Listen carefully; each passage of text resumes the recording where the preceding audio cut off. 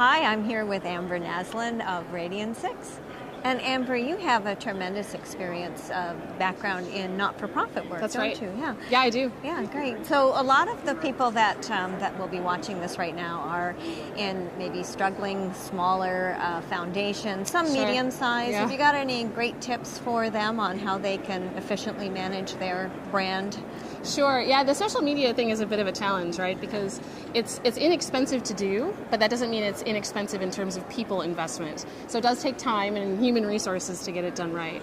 So if all you've got is a few hours a week, that's what you need to do. Set aside a few hours a week. And the most important things to do are start by listening. So have some kinds of tools, there's lots of free ones out there, that you can understand what's being said about your organization, about the communities that you serve, and about what their interests and concerns are. And once that happens, if you know what's being said, you'll get a better idea of where to spend your time in terms of engagement and content creation. Those things take time, but giving them some focus with a listening program is actually really important.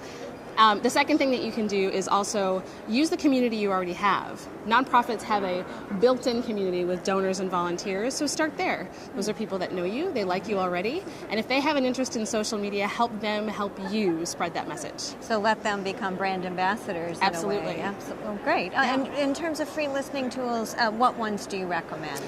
There's a site called socialmention.com. That's a great, easy-to-find website, and you can type in your search terms there, and it shows you results that are coming on social media sites, so not just across the web, but specific to social media sites.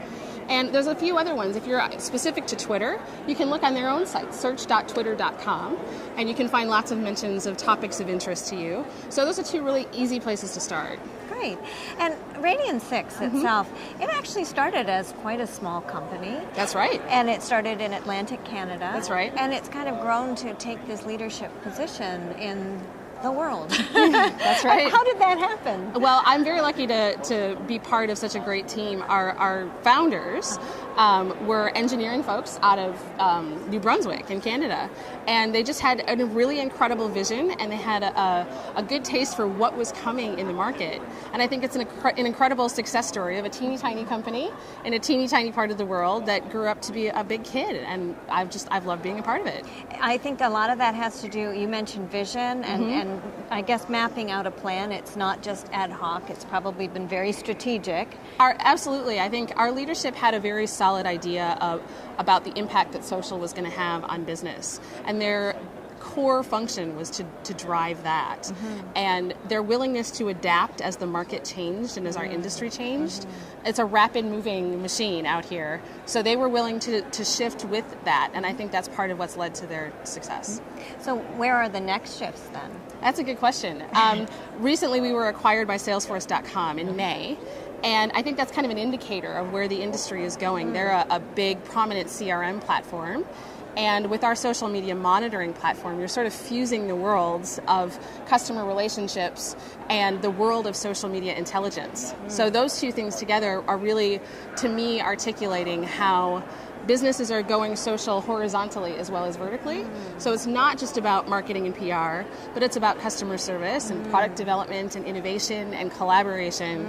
And those things all combined make for a pretty bright future. And PR really now, I mean, what we used to call PR, really goes throughout its tentacles throughout the whole company. If you have Completely. lousy customer service, it doesn't matter what you're telling people. What you say and what you do absolutely have to match. You've got that right, and companies are more accountable than ever because they're so visible on the web. And being aware of what's happening in social media, I think, is really critical for organizations of any size. Yeah. Now, what about mobile? Oh, mobile is everything. Yeah. I mean, you look around, people have their faces in their phones walking down the street. The web is something that's not just going to be in our pockets or on our desks, but it's going to be something that sort of is everywhere around us. And ignore mobile at your peril, because it really is something that people are experiencing your brand, your company, and your communities in their pocket, on the fly, all the time, and it's a really critical piece of the whole equation. So if your website is not set up for mobile now, you've got to get it set up. Get it set up for mobile. Because it's really critically important that people have a seamless experience with your online presence, no matter what device they're using. That's great. Anything else you'd like to leave people with? No, I don't think so. Great. Don't hesitate to do this.